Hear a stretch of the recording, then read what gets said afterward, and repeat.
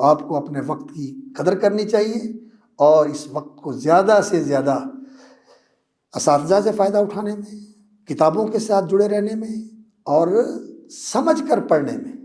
پڑھنا ہوتا ہے کہ انسان نے سرسری طور پر پڑھ لیا، اور سمجھ کر پڑھنا ہوتا ہے یہ کہ نظر اللہ عمران سمع مقالتی فوعاها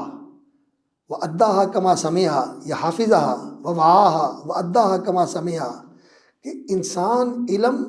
سمجھ کے پڑھے، پھر وعاها اس کو جذب کر لے،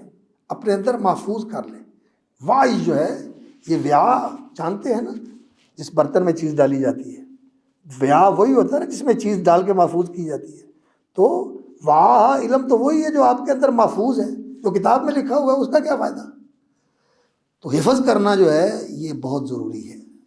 چیزیں حفظ کرنی چاہیے، اور حفظ کرنے کا یہی طریقہ ہے کہ انسان انہیں بار بار پڑھے۔ چلو اگر حفظ جو ہے وہ اتنا نہیں کر سکتا، اس کی